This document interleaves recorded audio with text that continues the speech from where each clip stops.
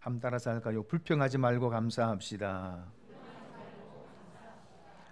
늘 불평과 원망을 입에 달고 사는 한 제자가 있었습니다. 하루는 스승이 그를 불러서 한 컵의 소금과 또 한 컵의 물을 가져오라고 시켰습니다. 그리고는 가져온 그 컵의 물에다가 소금 한 움큼을 집어 넣고는 그것을 마시라고 했습니다. 당황스러워하며 소금물을 마신 제자의 스승이 이렇게 물어봅니다. 물맛이 어떠냐? 안 그래도 불만이 꽉 차 있는데 예쁜 답이 나온 게 있겠습니까? 짭니다. 이번에는 이 스승이 제자를 호수로 데리고 갔습니다. 그리고 조금 전에 컵에 넣었던 똑같은 양의 소금을 호수에 집어넣게 했습니다. 그리고 컵으로 그 물을 떠서 제자에게 마시게 하고 또 물어봅니다. 물맛이 어떠냐? 그러니까 제자가 대답을 합니다. 시원합니다. 하나도 안 짭니다. 그 말이 끝나자 스승이 이렇게 훈계를 냈습니다. 인생의 고통은 이 소금과 같은 것이다. 그런데 그 짠맛의 정도는 소금의 양이 아니고 그릇에 담겨있는 물의 양이고 그릇의 크기에 따라서 짠맛이 달라지는 것이다. 네 속에 고통이 있고 원망과 불평이 한 일이 생긴다면은 그때 너는 컵과 같은 존재가 되지 말고 호수와 같은 존재가 되어라. 그렇게 가르쳤습니다. 불평은 환경이나 어떤 문제, 사건이 문제가 되는 것이 아니라는 거죠. 내 마음의 문제입니다.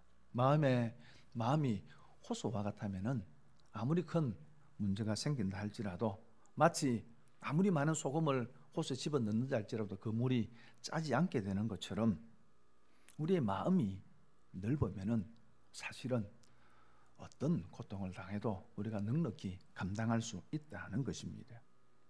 그런데 그 속이 종제와 같고 그 속이 밴댕이 소가제 같으면은 조금의 소금을 해도 싸워지는 겁니다. 왜 밴댕이 속 그런 줄 제가 늘 궁금했는데 어느 날 TV를 보니까 밴댕이를 한번 보여주는데 밴댕이 속이 되게 작더라고요. 다시 말하면 창자 내장이 고기 크기에 비해서 아주 작아요. 밴댕이가. 그래서 밴댕이 속 그러는구나. 제가 그때 알았습니다. 사랑하는 성도 여러분, 불평이라는 것은 또 원망이라는 것은 결국은 우리의 마음의 태도와 넓이가 결정합니다. 그러므로 불평하지 말고 감사하는 저와 여러분 되기를 바랍니다. 오늘 말씀은 예수님의 비유입니다. 비유라는 것은 예수님께서 어떤 교훈을 설명하기 위해서 만든 얘기라는 거죠. 그런데 허무맹랑하게 예수님께서 만든 얘기가 아니고 그 시대의 그 상황 속에서 충분히 있을 법한 그런 예수님 얘기를 만들어서 예수님께서 제자들에게 설명하신 것입니다. 2000년 이스라엘은 로마의 식민지 가운데 있었기 때문에 백성들의 삶이 대단히 힘들고 고달팠습니다. 경제는 힘들고 그리고 로마에 많은 세금을 내어야 했습니다. 그의 해에 농사가 잘 되지 않으면은 땅을 팔아서라도 세금을 내어야 했습니다. 그러다 보니까 토지를 잃어버리는 백성들이 많이 있었습니다. 그 결과 당시 이스라엘의 시장에는 새벽마다 인력 시장이 열렸습니다. 많은 가장들이 하루라도 품을 팔아서 돈을 벌지 않으면 가족의 생계를 이어갈 수 없었기 때문에 아침 이른 시간 그 새벽에 장터에 나와서 누군가가 자신을 일꾼으로 데려가 써주기를 기다리고 있었습니다. 오늘 본문에 보니까 그러한 인력 시장에 큰 농장을 경영하는 한 포도원 주인이 찾아왔습니다. 사람들은 모두가 자신이 뽑혀가기를 그렇게 기대하고 기다렸는데 불과 몇 명만 일꾼으로 데려가 버렸습니다. 나머지 사람들은 또 다른 주인이 와서 자신들을 데려가 주기를 기다려야만 했습니다. 그러다가 어느덧 아침 9시가 되었습니다. 해는 이미 떠올라서 이제는 중천이 있는 것처럼 보여지는 그때 사람들의 마음은 초조했겠지요. 오늘 그냥 공치는 것 아닌가. 그런데 이 똑같은 주인이 나오더만은 거기 있는 몇 사람을 또 데려가는 것입니다. 그리고 12시가 되었습니다. 이제는 모든 것을 포기해야 될 시간입니다. 그런데 똑같은 주인이 와서는 또 몇 명을 데리고 갑니다. 그리고 오후 3시에 와서는 또 데리고 가고, 심지어는 더 놀라운 것은 이제 6시가 되면 일을 마쳐야 되는데 1시간밖에 남지 않은 5시에 와서 나머지 사람들을 또 데려가서 일을 시키는 겁니다. 드디어 6시 일을 끝내고 하루의 일당을 계산해야 될 시간이 왔습니다. 주인은 5시에 와서 1시간 일한 사람부터 임금을 지급을 하는데 한 데나리온을 지급하는 겁니다. 한 데나리온은 그 당시 노동자들의 하루 품삯, 6시부터 오전 6시에 와가지고 저녁 6시까지 온종일 12시간 일을 했을 때에 지급되는 임금이 한 데나리온입니다. 그런데 1시간밖에 일하지 않는 사람에게 한 데나리온을 지급한 겁니다. 그러자 그것을 지켜본 사람들 안에는 설렘과 기대가 가득 차게 되어졌습니다. 나는 3시간 일했는데, 나는 6시간 일했는데, 아침 일찍 온 사람들은 나는 12시간 일했는데 나에게는 적어도 10데나리온은 주겠지 하는 기대를 갖게 되어진 겁니다. 그런데 주인은 모두에게 동일하게 한 데나리온씩을 지급을 한 겁니다. 그러자 그 순간에 설렘과 기대가 사라지고 마음의 원망과 불평이 생겼습니다. 특별히 아침 일찍 6시에 와가지고 온종일 12시간 일을 한 사람들 마음속에 그런 불평이 더 가득 찼습니다. 강하게 주인을 원망하기 시작합니다. 우리는 온종일 일했는데 왜 저 사람과 우리에게 동일한 임금을 지급하느냐라는 것입니다. 왜 한 데나리온씩을 지급하느냐라는 것입니다. 그건 정당하지 않고 있을 수 없다는 것입니다. 그렇게 원망하고 불평합니다. 여러분 보실 때 어떻습니까? 이 품꾼들의 불평이 정당합니까? 이 원망이 옳은 거예요? 오늘날의 시각으로 보면은 분명히 사실 이유 있는 불평이죠. 왜요? 주인이 공평하지 않기 때문입니다. 공평이란 게 뭡니까? 일한 양만큼 임금을 지급하는 것이 공평하다고 생각하잖아요. 모든 걸 일률적으로 한 데나리온씩 지급하는 것이 공평한 것이 아니고 그 일한 양만큼 임금을 지불하는 것이 공평하다고 생각하는데, 그런데 그렇지 않고 모두에게 일률적으로 1시간 일한 사람이나 12건 일한 사람이나 동일한 임금을 지급하니까 마음에 원망이 생기고 불평이 가득 차게 된 겁니다. 그런데 그들의 불평이 정당한 것이 아닙니다. 왜 그러냐 그러면은 13절에 이렇게 말씀을 합니다. 주인이 그 중에 한 사람에게 대답하여 이르되 친구여, 내가 네게 잘못한 것이 없노라. 네가 나와 한 데나리온의 약속을 하지 아니하였느냐, 그렇게 말씀을 합니다. 주인이 아침 일찍 나와서 이 일꾼들을 데려가면서 임금을 약속했습니다. 요즘으로 얘기하면 고용 계약서를 쓴 겁니다. 한 데나리온 임금을 지급하기로 하고 약속하고 데려갔기 때문에 한 데나리온을 지급한 겁니다. 그러니 사실은 원망할 것이 없습니다. 그리고 15절에 보니까 내 것을 가지고 내 뜻대로 할 것이 아니냐, 내가 선함으로 네가 악하게 보느냐. 얼마를 주든지 그는 주인의 마음이라는 것입니다. 주인이 1시간 일한 사람에게 한 데나리온을 지급한 것은 분명 많이 준 겁니다. 그렇다고 해서 온종일 일한 사람에게 한 데나리온 지급한 것이 적게 준 것 아닙니다. 임금을 착취한 게 아닙니다. 약속한 대로 임금을 지급한 것입니다. 정당한 것입니다. 그럼에도 불구하고 12시간 일한 사람들이 원망하고 불평한 겁니다. 오늘 말씀 속에서 불평하는 사람들과 그리고 감사하는 사람들을 볼 수가 있습니다. 먼저 불평하는 사람들입니다. 왜 이 사람들이 지금 주인을 향하여서 이런 불평을 하고 있습니까? 첫 번째는 비교의식 때문입니다. 12절 말씀 같이 읽겠습니다. 시작. 나중 온 이 사람들은 1시간밖에 일하지 아니하였거늘 그들을 종일 수고하며 더위를 견딘 우리와 같게 하였나이다.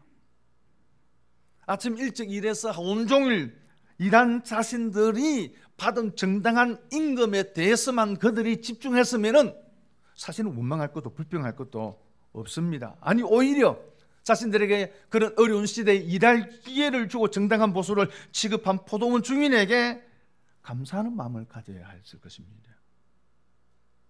그러나 자기보다도 분명 적게 일했는데 자기들과 동일한 임금을 지급받는 그 사람들을 보고 자신과 비교하니까 불평이 생긴 거예요.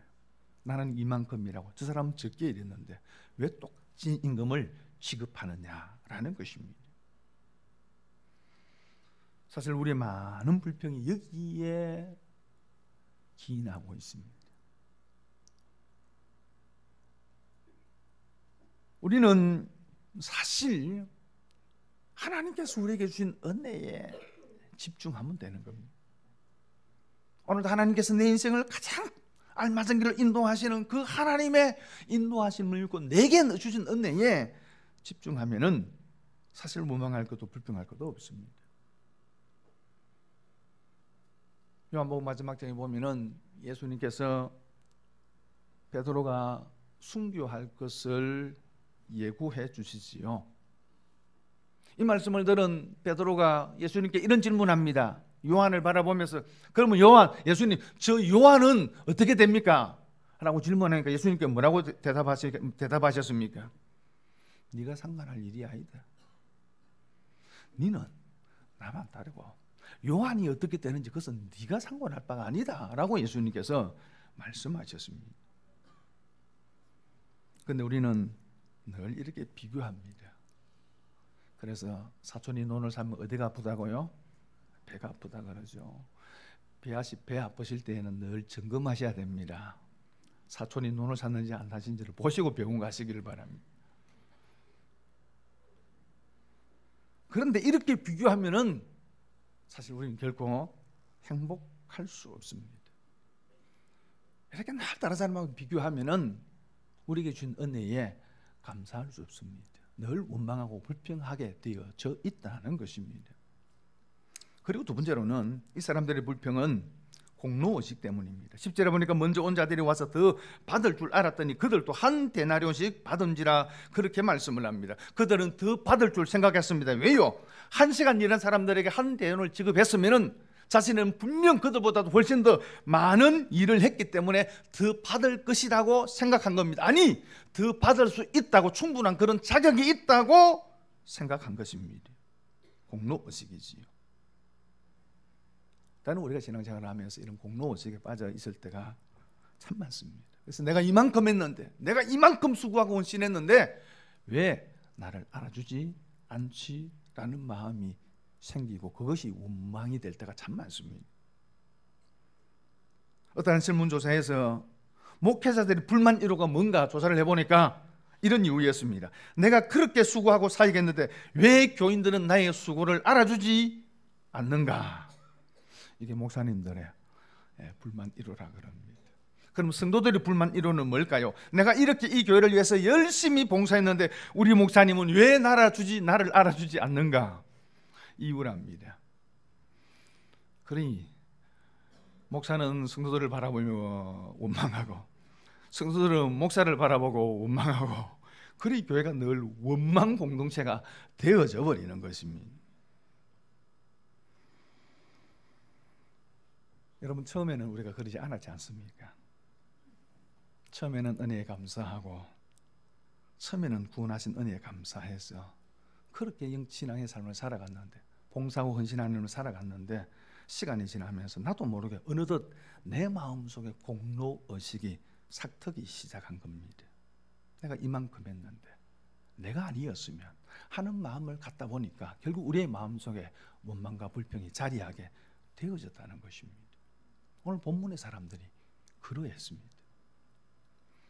그리고 또 한 가지는 이들은 그들의 출발점을 잊어버렸습니다. 그들이 그날 아침 그 이른 시간 누군가가 와서 나를 데려가 줘야 할 건데 라고 하는 그런 마음으로 장터에 나와서 인력시장에 나왔습니다. 그 추위 속에서 누군가 자기를 데려가기를 기다리고 있었습니다. 그리고 포도원 주인이 자기들을 데리고 갔습니다.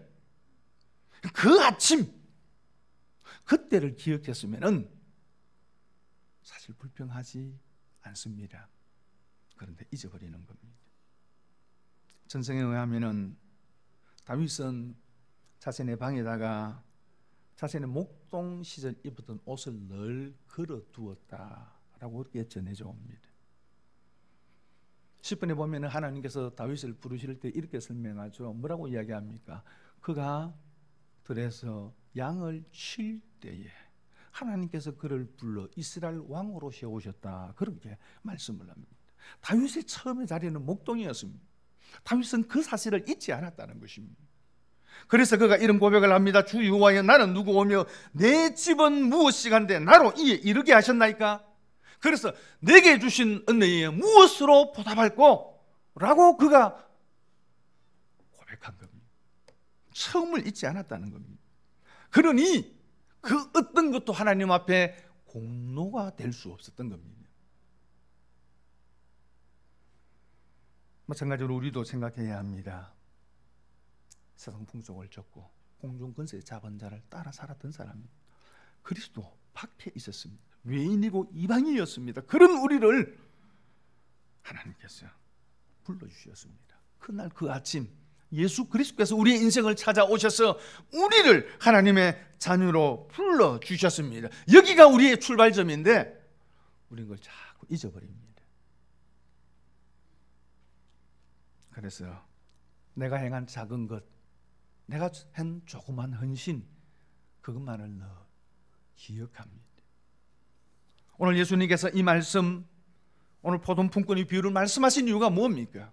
19장 마지막 절에 보면 베드로가 예수님 앞에 이렇게 이야기합니다. 예수님, 우리가 모든 것을 버리고 주님을 따랐습니다. 이런 우리에게 무엇이 주어질 겁니까? 라고 이야기를 합니다. 그 베드로의 질문에 예수님께서 대답하시는 것이 오늘 이 비유의 말씀입니다. 어떤 공로도 공로가 될 수 없다는 겁니다.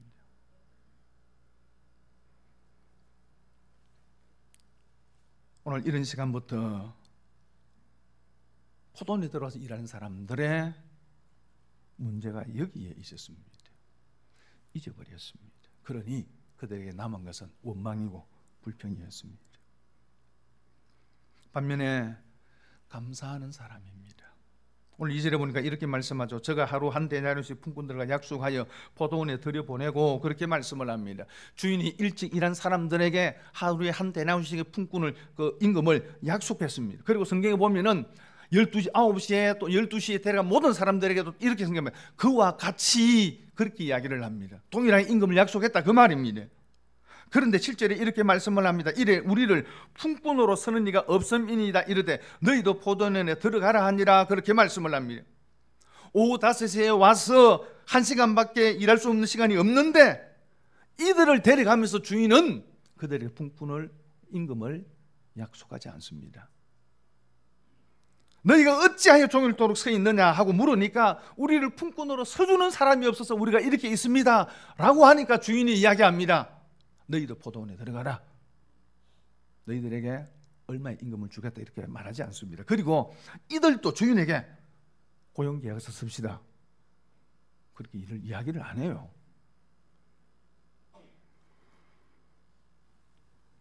왜 묻지 않았을까요? 여러분, 이렇게 늦게 부름을 받은 이 일꾼들은 어떤 사람들이었을까요? 왜 이들은 좀 일찍 그렇게 부름을 불려서 포도원에 들어가지 못했을까요? 어쩌면은 여러분, 그 시대에 뭐 포도원에 들어가서 일을 한다는 것이면 특별한 기술이 필요한 것은 아니었을 거예요.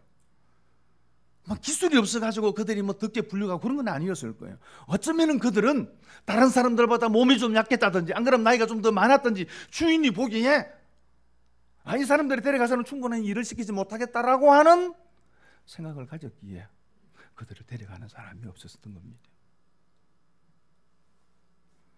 그럼에도 불구하고 그 새벽에 인력시장에 나올 수밖에 없는 이유가 뭡니까? 하루에 일을 하지 않으면은 가족들의 생계를 이어갈 수 없기 때문에, 비록 다른 건강한 사람에 비하면 조금 모자라지만은 그럼에도 불구하고 인력시장에 나온 겁니다. 사실은 5시 같으면 뭐예요? 일을 끝내는 시간이잖아요.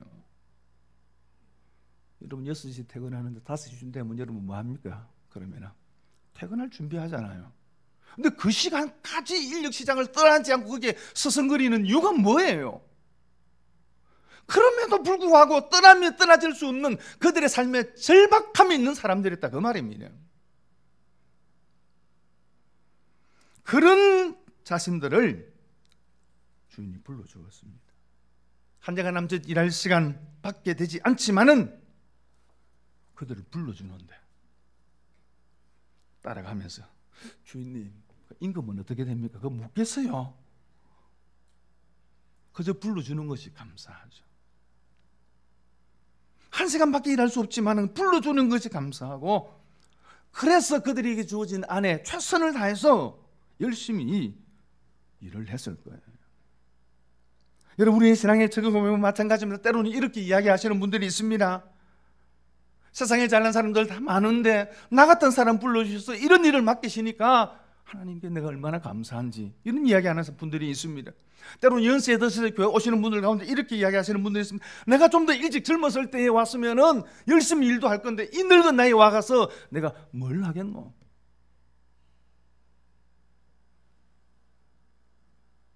그런데 이런 마음을 가진 분들이 남은 시간을 아까워하면서 최선을 다해서 믿음의 삶을 살지 않겠습니까?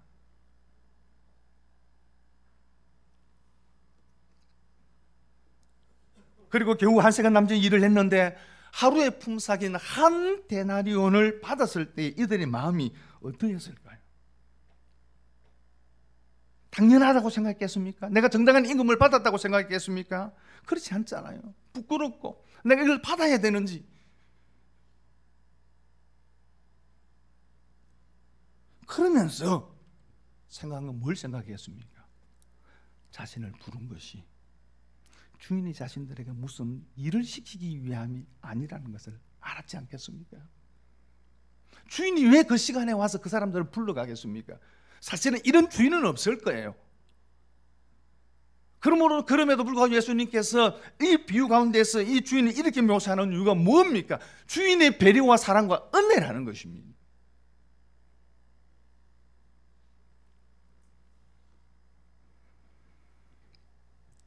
그러니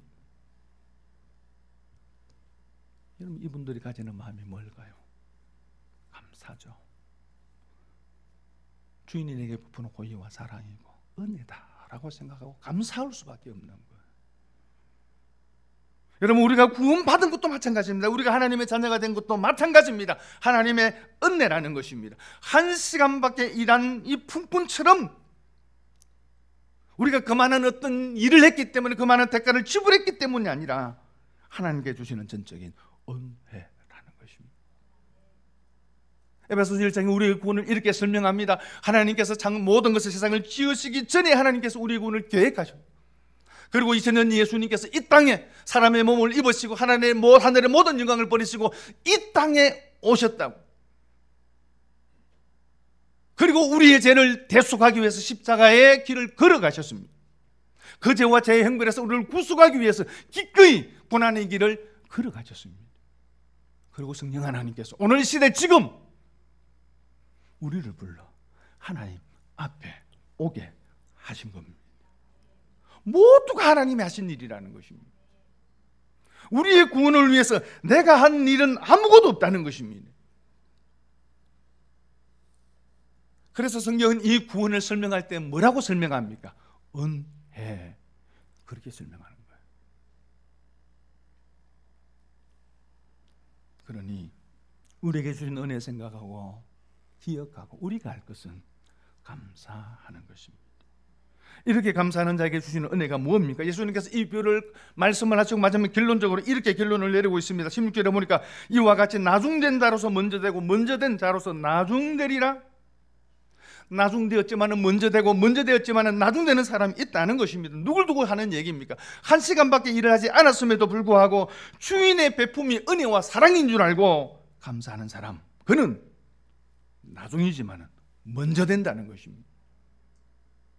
그러나 먼저 된 자, 온종일하고 수고하지만은 그것이 자신의 공로가 되고 그래서 원망하고 불평하는 사람들, 그들은 먼저 되었지만은 결국은 나중 된다는 것입니다. 사랑하는 여러분, 그러면 늘 감사하는 사람 되기를 바랍니다. 하나님 주신 은혜에 감사하며 구원에 감사하는 사람 될 수 있기를 바랍니다. 0.3초의 기적, 감사의 힘이라고 하는 책이 있습니다. 이 책의 내용에 보면은 캘리포니아 데이비스 대학교 심리학 교수인 로버트 에먼스라는 교수와 마이애미 대학의 심리학 교수인 마이클 맥컬리라는 두 교수가 함께 공동으로 어떤 실험을 한 걸 내용을 싣고 있는데, 감사가 사람들에게 정신적으로나 육체적으로 어떤 영향을 끼치는가에 대한 연구입니다. 그래서 A그룹의 사람들에게는 모든 것에 늘 감사하게 하고, B그룹의 사람들에게는 모든 것에 늘 불평하게 하고, 그리고 C그룹의 사람들에게는 그래서 일상적으로 말하도록 했습니다. 그런데 그 결과 어떤 결과가 나왔느냐 그러면은 감사하는 데 집중했던 그룹이 가장 행복감을 느낀다는 것입니다. 그래서 그 책이 이렇게 기록을 하고 있습니다. 감사하는 사람들, 그들은 활력이 넘쳤으며 열정적으로 활동했으며 유머 감각이 생겼으며 힘든 일을 하는 데 자신감을 갖게 되었으며 숙면을 취했으며 다른 사람에게 관대하고 친절한 사람이라는 평판을 얻게 되었다. 그리고 부자에 대해서 시기하지 않고 원망하는 마음이 사라지고 보다 열린 시각으로 상황을 보게 되었고, 스트레스에 강해졌고 가족 관계가 돈독해졌고 믿음이 깊어졌다. 감사하는 사람들에게 이런 것이 나타나더라는 겁니다. 특별히 부모에 대해 제가 이런 예를 한번 들은 적이 있습니다. 수도원과 감옥의 차이가 뭐냐라는 거죠. 환경은 비슷합니다. 똑같이 예보가 단절되어 있습니다. 똑같이 귤이 엄격합니다. 똑같이 노동을 합니다. 똑같이 거친 음식을 먹습니다. 그리고 똑같이 불편한 잠자리에 잠을 잡니다. 그럼에도 불구하고 차이가 있습니다. 수도원에는 평안과 찬양이 있습니다. 하지만 감옥에는 불만과 욕설이 넘쳐납니다. 무엇이 이 차이를 만든 겁니까? 무엇이 수도원 같게 만들고 무엇이 감옥 같게 만듭니까? 그건 감사라는 것입니다. 똑같은 환경에 살지만은 감사가 있으면은 천국을 만들고, 똑같은 환경이지만은 불평하고 원망하면은 그곳을 지옥으로 만든다는 것입니다. 사랑하는 여러분, 감사하며 살기를 바랍니다. 세복분을 하면서 이런 제목으로 말씀을 드렸습니다. 주신 은혜 감사하자. 가진 것에 감사하자. 그리고 가시에도 감사하자. 삶의 위기 속에서도 감사하자. 그래서 모든 것에 감사하며 하나님 앞에 기도하자. 그렇게 말씀을 드렸습니다. 이것이 성도의 삶인 줄 믿습니다. 범사에 감사하는 것. 그럴 때 하나님께서 나중되지만 먼저 되게 하시고, 그럴 때 하나님께 또 다른 감사의 문을 열어주시고, 그럴 때 내 삶의 환경과 상관없이 천국의 삶을 살게 하는 줄 믿습니다. 감사하는 자와 여러분 되기를 바랍니다.